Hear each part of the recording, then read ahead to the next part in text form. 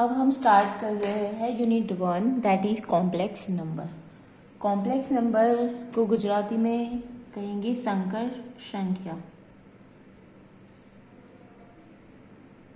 ये कुछ नया है जो आप लोग अभी तक सीखे हुए नहीं हो, बराबर है। ये थोड़ा नई चीज है। तो समझो कि कॉम्प्लेक्स नंबर है क्या।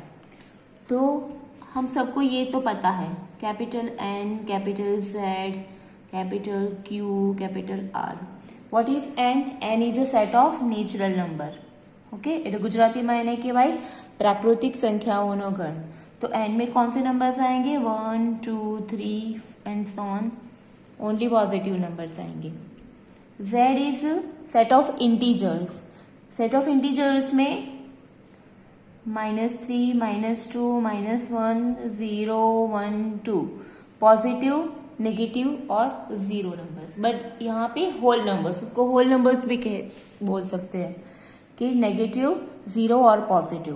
तो वो जेड में, इसको बोलेंगे जेड सेट ऑफ इंटीजर्स એટલે કે પૂર્ણાંક સંખ્યાઓનો ગણ। क्यू में सब फ्रैक्शंस टाइप की वैल्यू आएगी, मतलब कि उसमें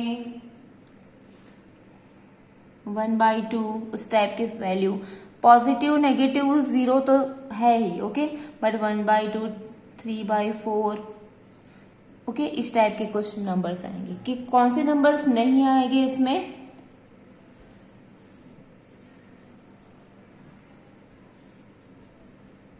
जो इरेशनल नंबर है वो नहीं आएंगे।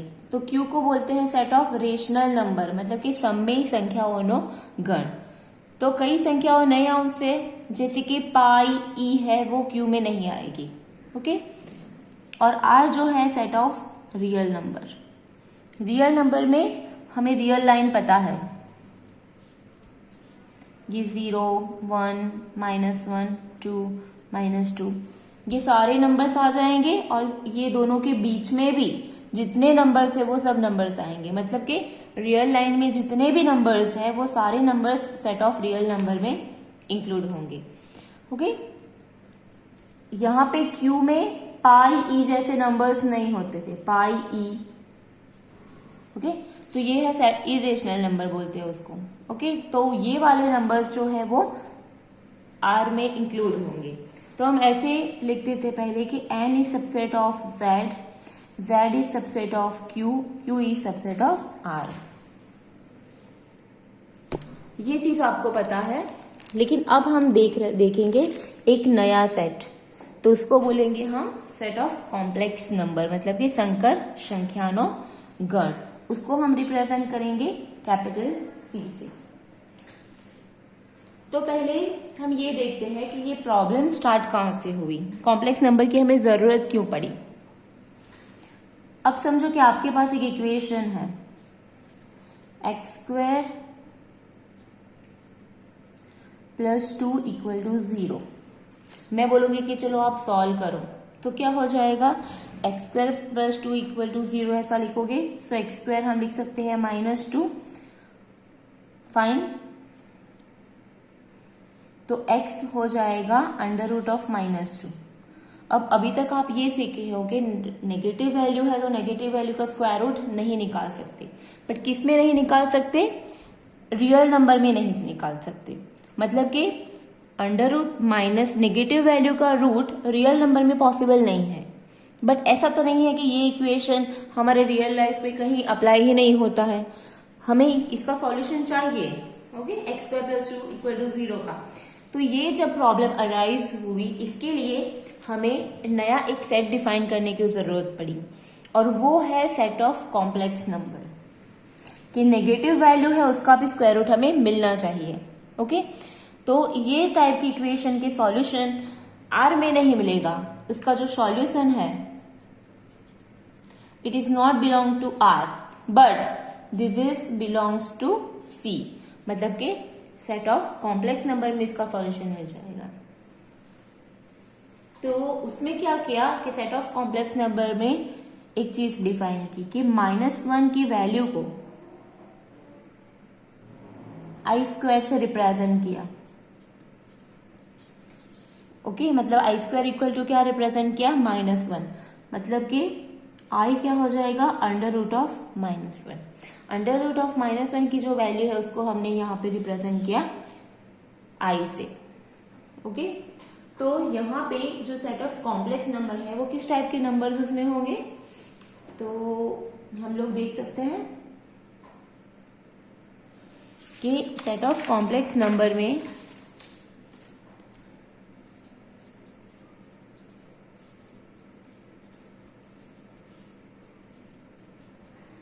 उसको हम रिप्रेजेंट करेंगे कैपिटल सी से। तो उसमें उसके जो नंबर्स होंगे वो होंगे x प्लस आई वाई के फॉर्म में, मतलब कि 1 plus 2i, 3 plus 5i, -7 plus 4i, 2 minus 7i। तो इस टाइप के जो नंबर्स है, या फिर दोनों नेगेटिव, -1 -2i, तो इस टाइप के जो नंबर्स है वो हो गए हमारे कॉम्प्लेक्स नंबर, मतलब कि उसका जनरल फॉर्म है x plus i y. Okay, तो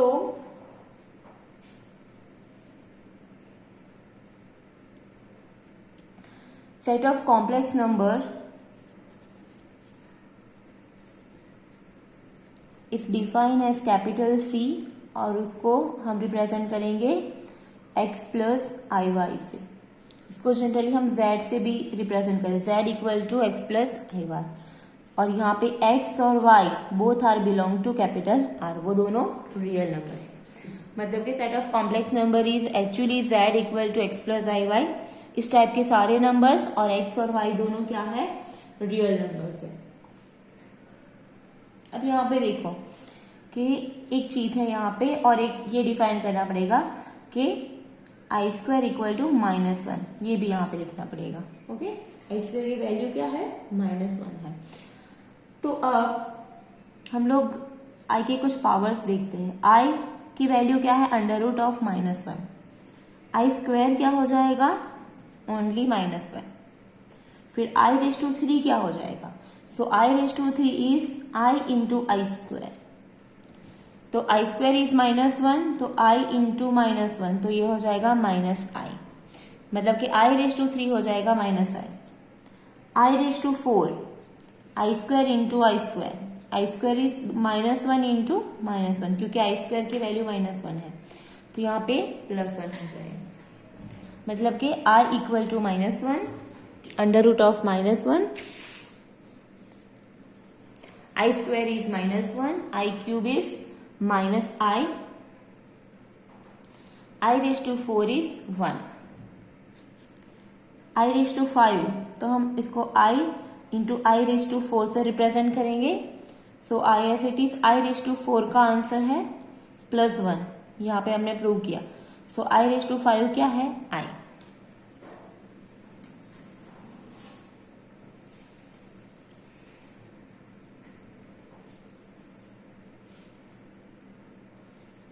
सिमिलरली आई रेज टू 6, तो हो जाएगा i square into i raise to 4, i square की वैल्यू -1, आई रेज टू 4 की 1, तो ये हो जाएगी -1। ओके, सो इस तरीके से हम किसी भी आई का कोई भी पावर हो उसकी वैल्यू फाइंड कर सकते हैं। बट यहाँ पे समझो हमें क्या करना है कि आई की पावर में जो भी हो उसको हमें 4 से डिवाइड करना है, फिर जो भी रिमाइंडर मिलेगा उसको हम उसके हिसाब से लिखेंगे। फॉर एग्जाम्पल समझो कि आई रेज टू 15 की वैल्यू फाइंड करनी है, तो हम 15 को 4 से डिवाइड करेंगे, ठीक है।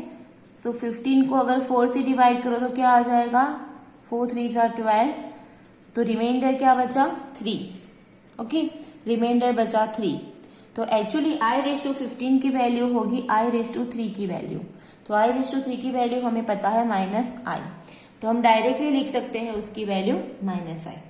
सिमिलरली आई रेज टू 57, तो अब हम लोग 57 को 4 से डिवाइड करेंगे, सो 4 इंटू 1 4, 70, 4 4 16, तो रिमाइंडर यहाँ पे बचा 1, रिमाइंडर क्या बचा 1, तो मतलब कि i⁻57 की वैल्यू i⁻1 है। i⁻1 मतलब कि i। और तो हम लोग ऐसे शॉर्टकट से i⁻57 i⁻15 इसकी वैल्यू फाइंड कर सकते हैं। सिमिलरली समझो कि हमें i⁻62 की वैल्यू फाइंड करनी है, तो 62 को हम डिवाइड करेंगे 4 से। 4 into 1 4, 4 into 5 20, so remainder is यहाँ पे 2। रिमाइंडर बचा 2, तो i⁻62 की वैल्यू i², और i² क्या है -1। ओके, फिर नेक्स्ट i⁻96 की वैल्यू। अब 96 को 4 से डिवाइड करो, 4 2 ज़ा 8, 1 16, 4 4 ज़ा 16, तो रिमाइंडर इज 0। मतलब कि i⁻96 इज i⁻0, और i⁻0 मतलब कि कोई भी वैल्यू की 0 पावर होती है 1, ये हमें ये याद रखना है। ठीक है, तो इस तरह से अगर कोई भी हमें 4 से बड़ी कोई भी वैल्यू हो तो हमें उसको 4 से डिवाइड करना है, पावर में जो वैल्यू है उसको 4 से डिवाइड करना है। फिर जो रिमाइंडर बचेगा तो वो रिमाइंडर वो i का पावर बन जाएगा। सो i⁻15 में 15 को अगर 4 से डिवाइड करो सो रिमाइंडर इज 3, तो रिमाइंडर 3 है, तो i⁻15 की वैल्यू i⁻3 के इक्वल टू होगी। सो i⁻3 इज -i है, सो हमारा आंसर है माइनस है। बट यहाँ पे बेसिक ये हमें याद रखना पड़ेगा कि i⁻0 क्या है 1, क्योंकि किसी भी वैल्यू की 0 पावर 1 होती है। फिर नेक्स्ट i⁻1 तो 1 i ही होगा। ओके, i² हो जाएगा -1। i⁻3 होगा -i। आप फिर से वैल्यू भी बना i² इंटू i करके इसकी वैल्यू लिख सकते हो। i⁻4 that is 1। बस ये आपको 5 वैल्यू याद रखनी है, तो i की कोई भी पावर हो तो आप उसकी वैल्यू ऐसे रिमाइंडर आपको रिमाइंडर फाइंड करके आप लोग फाइंड कर सकते हो। ओके, सो ये 5 वैल्यू आपको याद रखनी है। i⁻0 is 1, i⁻1 is i, i² is -1, i⁻3 is -i, और i⁻4 इज 1। यहाँ पे i जो है वो जो इमेजनरी नंबर के लिए रिप्रेजेंट होता है। तो अब मैं आपको प्रॉपर डेफिनेशन समझाती हूं।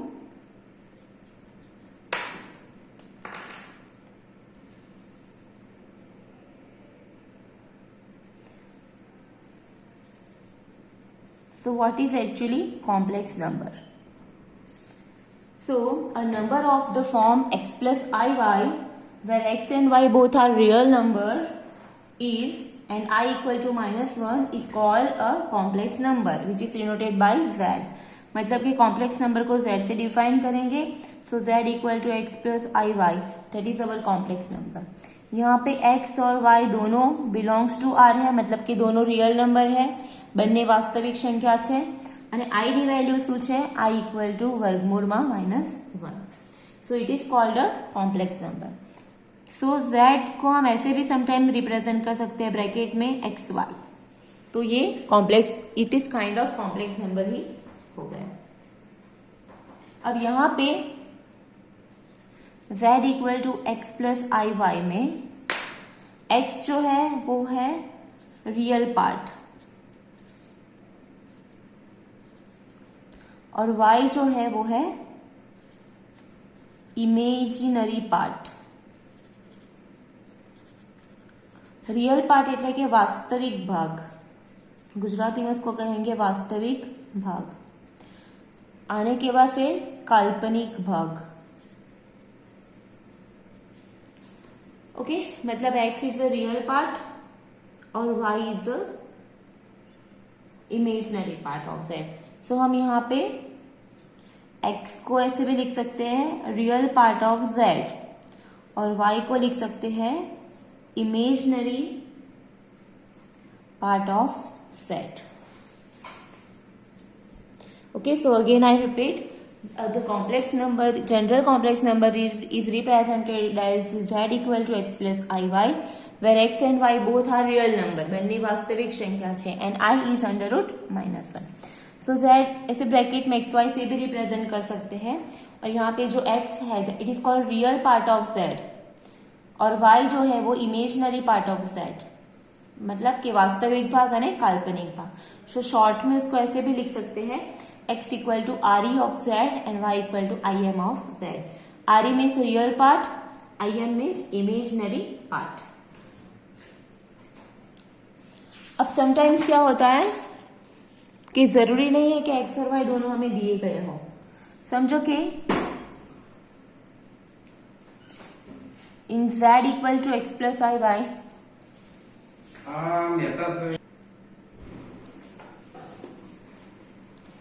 so sometimes in z equal to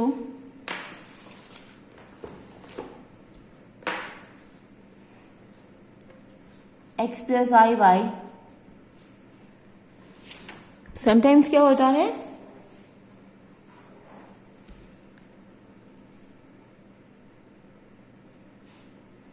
x equal to 0 होता है और y is not equal to 0.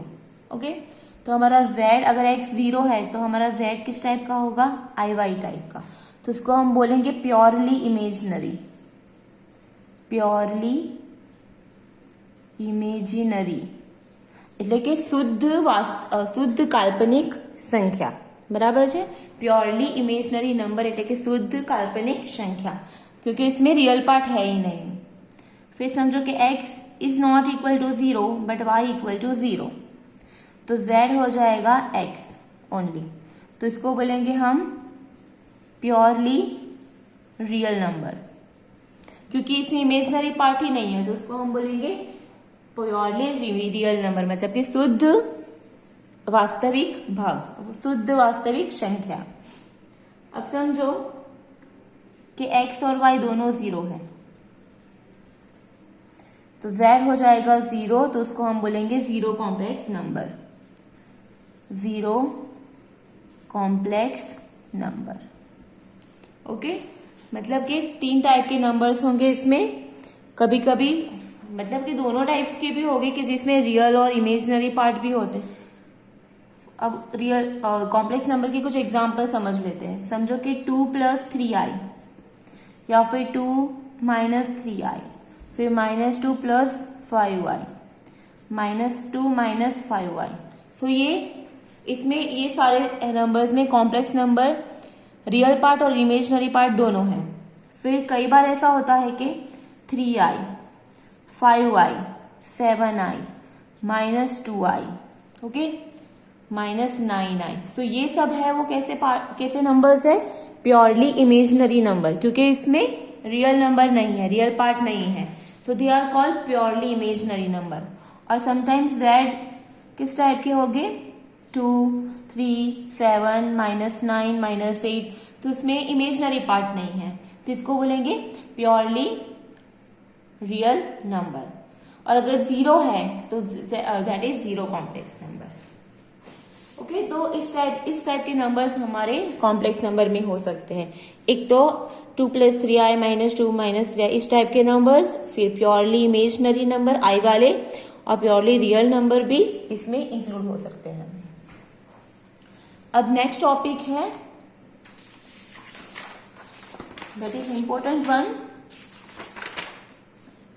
That is conjugate complex number.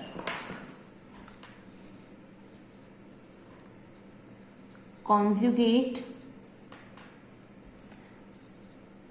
Complex number, Gujarati में એને કહેવાશે अनुबद्ध संकर संख्या. अनुबद्ध संकर संख्या, तो किसको बोलेंगे हम कॉम्प्लेक्स कॉन्जुगेट नंबर. तो एकदम इजी है. समझो कि z equal to x plus i y है, तो कॉन्जुगेट कॉम्प्लेक्स नंबर को रिप्रेजेंट करेंगे हम z बार से. So z bar is represented as x - i y. So x minus i y क्या हो गया उसका conjugate complex number of x plus i y, मतलब कि z equal to x plus i y is some complex number, so z bar equal to x minus i y is its conjugate complex number, એટલે કે એને કહેવાય છે અનુબદ્ધ સંકર સંખ્યા. તો આના થોડા એક્ઝામ્પલ્સ જોઈ લઈએ. So for example z equal to 7 minus 3i, okay 7 plus 3i, तो z बार क्या हो जाएगा 7 माइनस 3i, यहाँ पे प्लस है तो माइनस हो जाएगा. फिर समझो कि z इज 8 माइनस 2i, तो इसका z बार क्या हो जाएगा, मतलब कि कॉन्जुगेट कॉम्प्लेक्स नंबर क्या हो जाएगा 8 प्लस 2i. इसकी साइन चेंज हो जाएगी, मतलब कि जो i वाला टर्म है इमेजिनरी नंबर है उसकी साइन चेंज करनी है हम.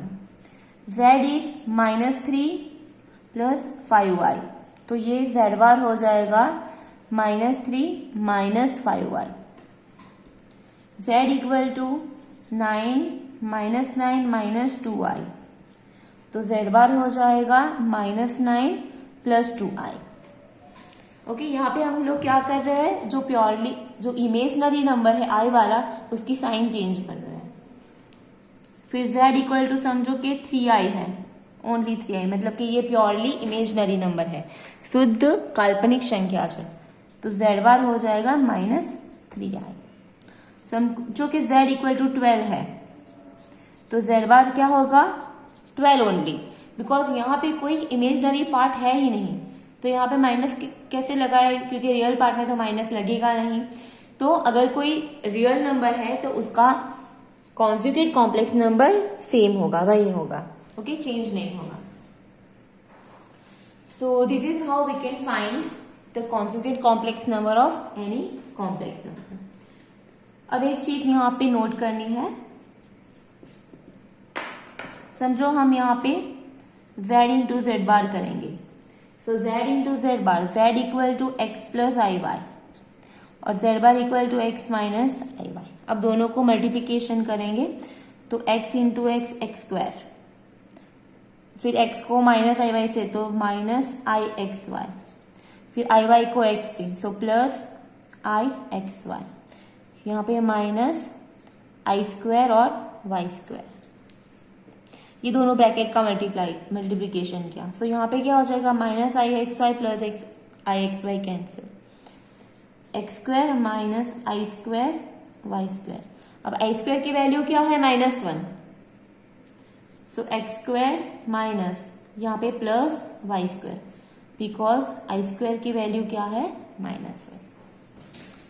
सो z इंटू जेड बार हमें क्या मिला x square plus y square, okay.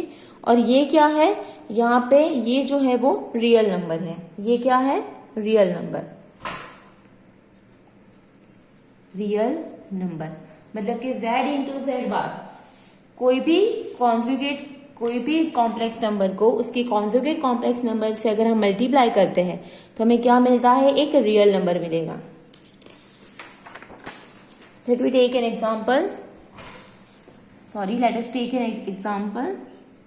z equal to 2 plus 3i, तो z बार क्या हो जाएगा 2 माइनस 3i. अब दोनों को मल्टीप्लीकेशन करते हैं, z इंटू जेड बार, तो वो एक्चुअली यहाँ पे हमने साबित किया, वो क्या है actually x square plus y square. x मतलब के 2 स्क्वायर, y मतलब के 3 सो 3 स्क्वायर, तो ये मिला हमें 4 प्लस 9 दैट इज 13. तो z इंटू जेड बार क्या मिला 13, और 13 क्या है रियल नंबर. सो ये एक चीज हमें नोट डाउन करनी है कि कोई भी नंबर कॉम्प्लेक्स नंबर को उसके कॉन्जुगेट नंबर से मल्टीप्लाई करेंगे तो हमें फाइनली रियल नंबर मिलेगा. So z into z bar equal to real number. तो ये एक इम्पोर्टेंट टॉपिक था कॉन्जुगेट कॉम्प्लेक्स नंबर. फिर next modulus of a complex number. Modulus of complex number એને કહેવાય છે માનાંક અથવા તો માન પણ કહેવાશે. એટલે કે સંકર સંખ્યાનો માનાંક કે સંકર સંખ્યાનું માન. So the modulus of a complex number is defined as modulus of z, that is अगर z equal to x plus i y है तो इसकी मॉड्यूलस वैल्यू हो जाएगी under root of x square plus y square. Okay, हमें ध्यान रखना है कि मोड ऑफ z जो है वो रियल नंबर होगा और मॉड्यूलस वो z वो है is always greater than equal to 0. तो ये याद रखना है कि मॉड्यूलस z क्या है, कोई भी नंबर्स की मॉड्यूलस वैल्यू, कोई भी कॉम्प्लेक्स नंबर की modulus value is under root of x square plus y square. Okay, तो ये चीज हमें ध्यान रखना है और वो हमेशा एक रियल नंबर मिलेगा, या तो फिर वो 0 होगा या फिर 0 से बड़ा होगा.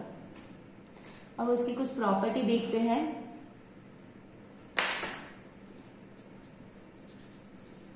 Properties of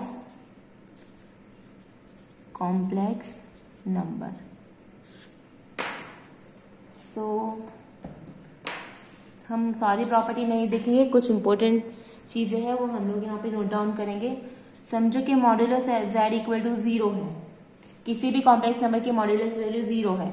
so both the way implies z equal to 0. अब इसका मतलब क्या होता है, इसको बोलते हैं बोथ द वे इम्प्लाइज. मतलब कि अगर मोड z इक्वल टू 0 है सो दैट मीन्स कि z इक्वल टू 0 है, और z इक्वल टू 0 है तो इट मीन्स कि उसकी मॉड्यूलस वैल्यू भी क्या होगी 0. मतलब कि बट बोथ साइड ये रिजल्ट जो है वो ट्रू है. दिस इक्वल टू दिस और this equal to this. If this is true then it is true, and if it is true then first one is true. So modulus z is 0, so this implies z is 0. फिर next, modulus z is greater than equal to real part of z, और modulus of z is greater than equal to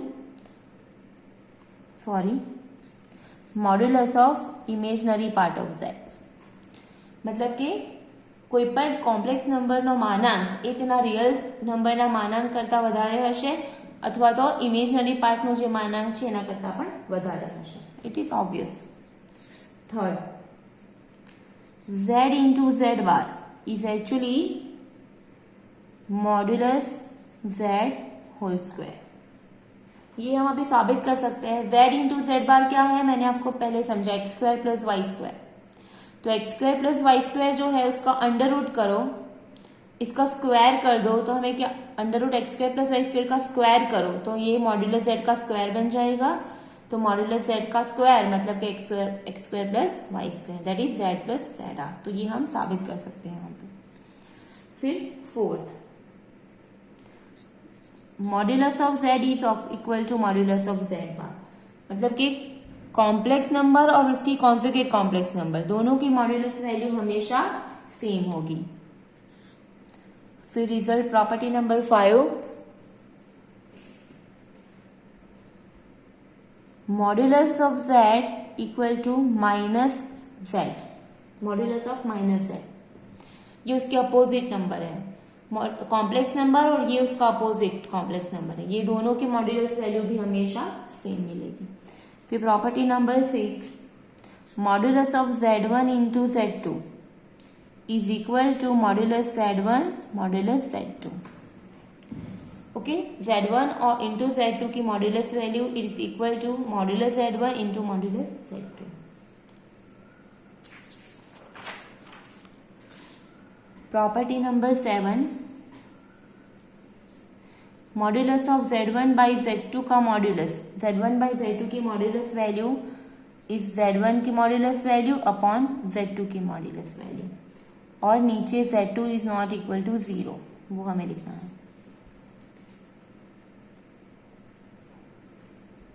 फिर z1 plus z2, modulus of z1 plus z2 is less और equal to modulus z1 plus modulus z2. 9th, modulus of z1 minus z2 is greater than और equal to modulus of modulus z1 minus modulus z2. यहाँ पे modulus आएगा वो हमें ध्यान रखना है. तो इतनी प्रॉपर्टी है वो इम्पोर्टेंट है। ये इसमें क्या है, कभी कभी इस टाइप के रिजल्ट आपको साबित प्रूव करने में भी आ सकते हैं कि आपको Z1 एंड Z2 दिया गया हो और आपको ये सब साबित करना है।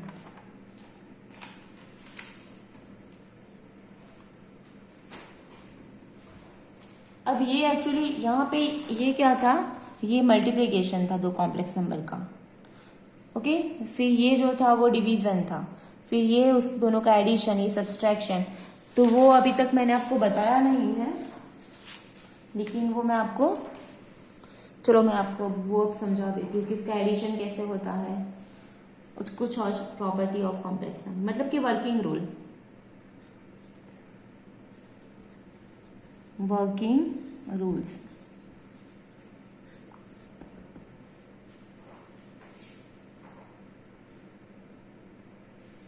First,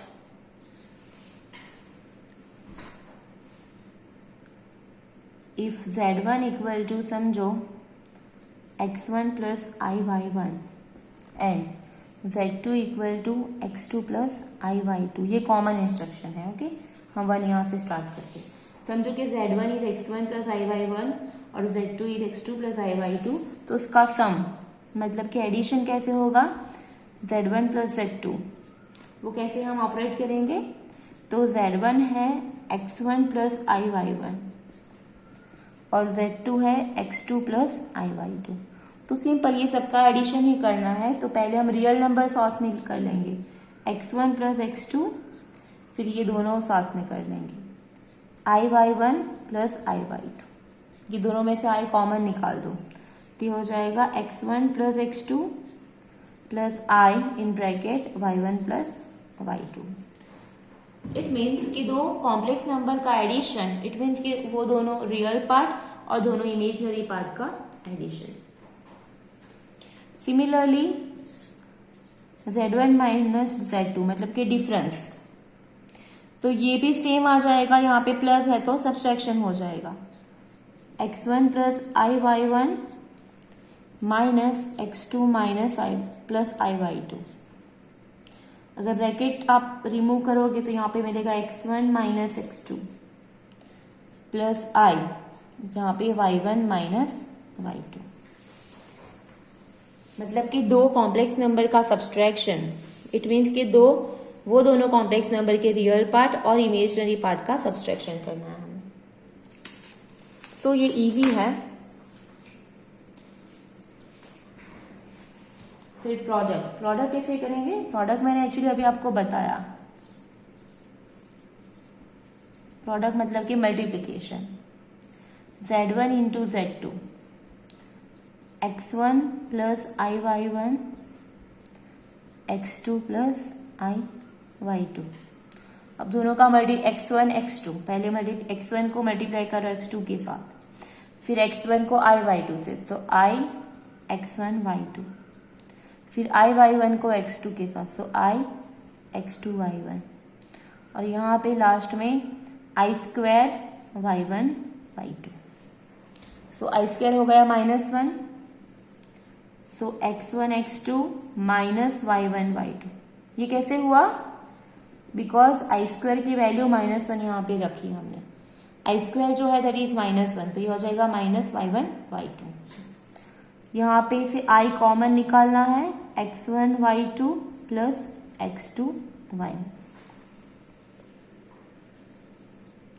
so x1 x2 minus y1 y2 plus i bracket में x1 y2 plus x2 y1, सो ये हो गया product of two complex number. Fourth,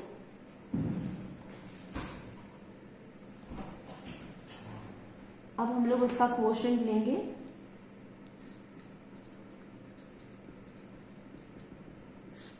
मतलब कि डिवाइड करेंगे Z1 बाई Z2।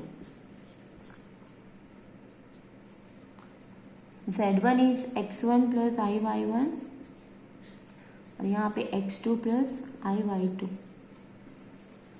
अब उसको हम क्या करेंगे कि x2 इसका जो कॉन्जुगेट है उससे मल्टीप्लाई करेंगे, x1 प्लस i/y1 नीचे x2 प्लस i/y2, तो इसको मल्टीप्लाई करेंगे हम x2 माइनस i/2, नीचे भी x2 माइनस i/2।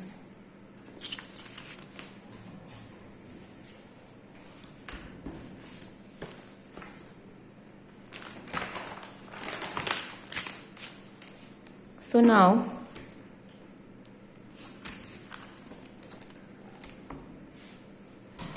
अब ये ऊपर के दो ब्रैकेट और नीचे के दो ब्रैकेट का मल्टीप्लिकेशन करना है।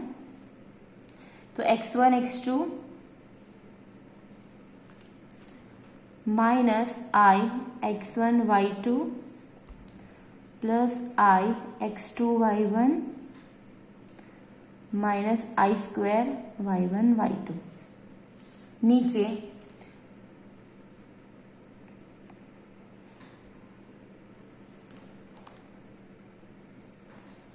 अब ये क्या है, x2 plus i/2 x2 minus i/2। मैंने अभी आपको समझाया x प्लस i/y और x माइनस i/y ये z इंटू जेड बार है, मतलब कि z2 इंटू जेड बार। तो ये क्या हो जाएगा, x2 square plus y2 square हो जाएगा।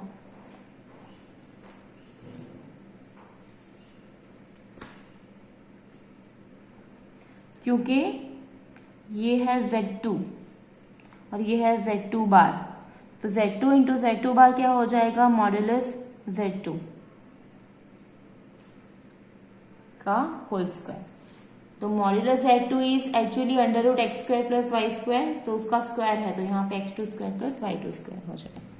सो देयरफॉर यहाँ पे x1 x2 I square is -1, तो माइनस माइनस प्लस हो जाएगा, plus y1 y2 plus i x2 y1 minus x1 y2, नीचे x2 square plus y2 square. तो therefore in general z1 by z2 हमें क्या मिलेगा, is equal to x1 x2 plus y1 y2 upon x2 square plus y2 square plus i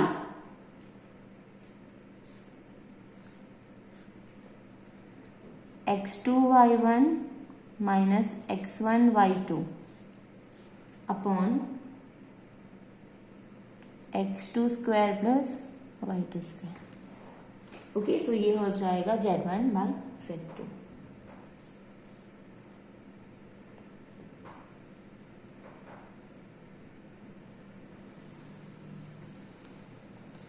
Now property number 5th, kind of working rule. If x plus iy equal to 0 complex number, so we can say that x equal to 0 and y equal to 0, दोनों 0 होने चाहिए। फिर समझो कि x1 plus iy1 equal to x2 plus iy2 है, दोनों same है। So this means कि x1 इक्वल टू x2 होगा और y1 इक्वल टू y2 होगा। अगर दो कॉम्प्लेक्स नंबर सेम है तो दोनों के रियल पार्ट और दोनों के इमेजिनरी पार्ट वो भी कैसे होने चाहिए, सेम होने चाहिए। एंड द लास्ट प्रॉपर्टी,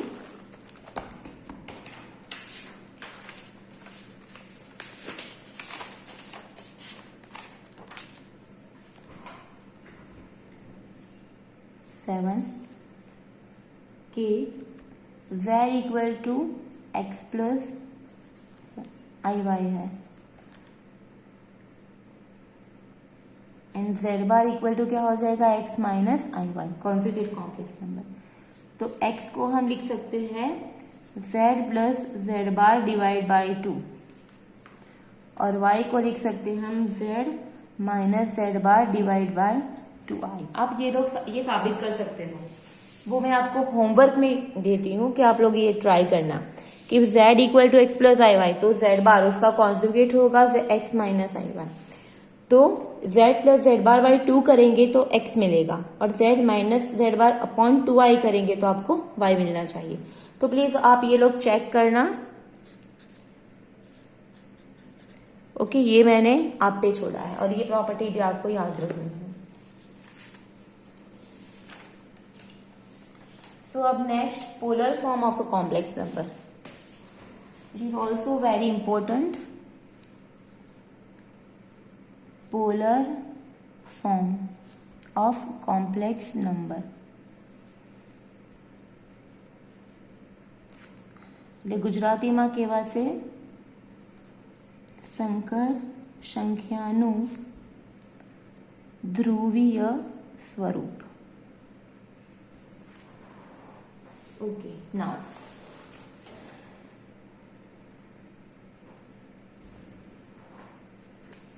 समझो कि with every point of xy in R square there corresponds a unique complex number z equal to x plus iy.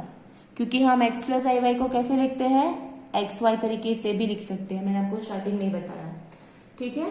So the complex number z equal to x plus iy can be expressed as an order per xy of real number and can be presented by a point P of xy in the xy plane.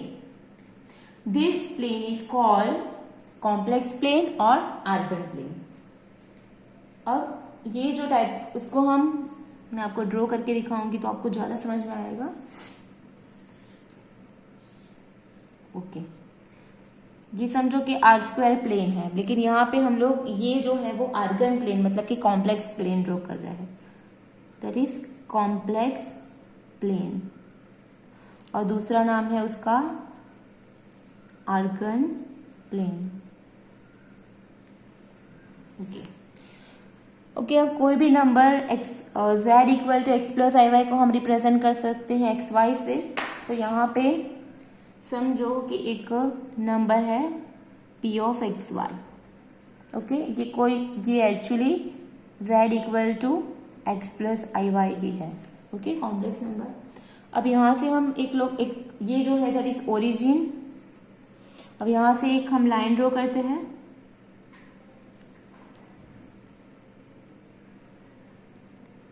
ये यहाँ पे right angle हो गया. Okay, इसको हम नाम देंगे theta. अब ये एक्स वाई है तो मतलब कि ओरिजिन से ये डिस्टेंस क्या हो जाएगा, वाई तक का, और ओरिजिन से यहां तक डिस्टेंस हो जाएगा एक्स तक का. तो दैट मीन्स कि ये जो डिस्टेंस है वो एक्स डिस्टेंस है और ये जो डिस्टेंस है वो वाई डिस्टेंस है. ठीक है, ये जो डिस्टेंस है वो y डिस्टेंस है और ये वाला डिस्टेंस x हो जाएगा. और इसको हम, ये OP ये है कर्ण मतलब कि हाइपोटेनस, उसको हम नाम देते हैं R. So now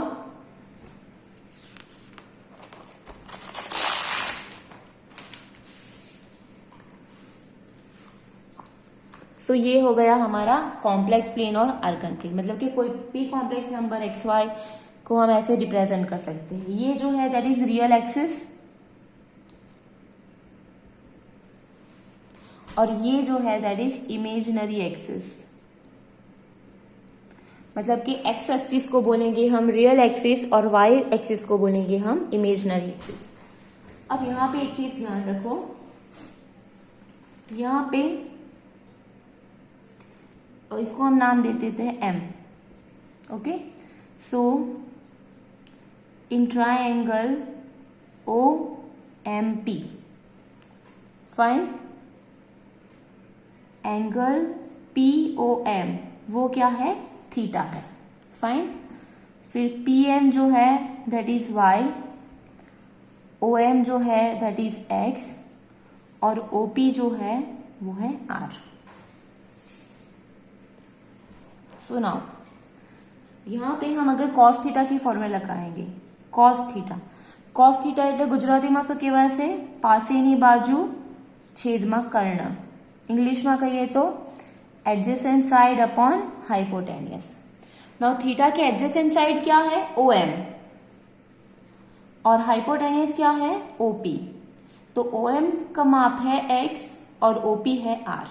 so we can say that cos theta equal to x upon r. So this implies we can say that x equal to r cos theta. This is important. Now similarly अगर हम यहाँ पे sine theta की formula लगाए, please look at this triangle. ये जो है वो एक काटकोण त्रिकोण है, बराबर है, राइट एंगल ट्राइंगल है ये. तो साइन थीटा हो जाएगा सामेनी बाजू छेदमा कर्ण, सामेनी बाजू छेदमा कर्ण मतलब कि opposite side upon hypotenuse. Opposite side जो है थीटा की अपोजिट साइड है पीएम, हाइपोटेन्यूस है ओपी. सो पीएम का माप है वाई और OP is r. So therefore we can say that sine theta equal to y upon r. So this implies y हमें मिला r साइन थीटा. सो यहाँ पे x equal to r cos theta, y equal to r sine theta. So हम लोग कोई भी complex number z equal to x plus i y को ऐसे लिख सकते हैं, x की जगह पे लिखो r कॉस थीटा प्लस आई, y की जगह पे लिखो r साइन थीटा. अगर आप कॉमन निकाल देते हो तो ब्रैकेट में मिलेगा cos theta plus i sine theta. So ये हो गया polar form of complex number z. So this is known as polar form of z, मतलब कि polar form of complex number z. ठीक है. सो आपको अगर पूछे कि z equal to x plus i y का पोलर फॉर्म क्या है, तो ये पोलर फॉर्म है r in bracket cos theta plus i sine theta. So that is the polar form of a complex number. अब यहां पे आप देखो तो कुछ चीजें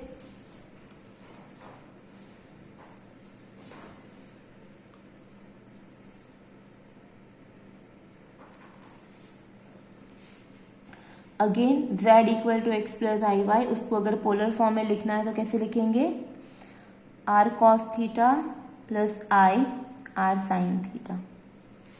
अब समझो कि हमें उसकी मॉड्यूलस वैल्यू फाइंड करनी है. एक मिनट, हमें अगर उसका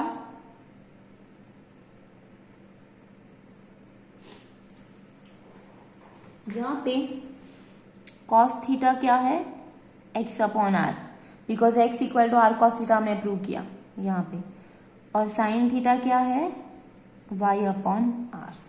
ठीक है.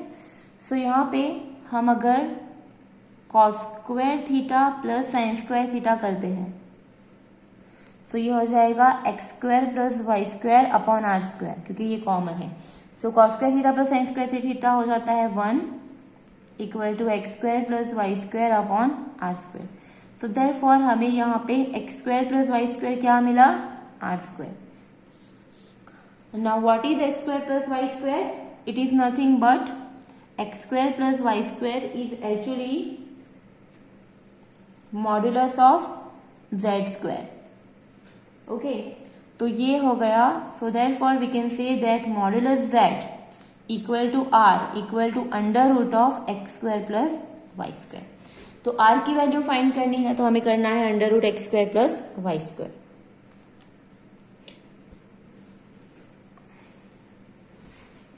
नाउ यहाँ पे थीटा, एक चीज यहाँ पे मैंने नहीं बताया कि टेन थीटा, टेन थीटा क्या होगा, tan theta is sine theta upon cos theta, मतलब कि y upon r upon x upon are.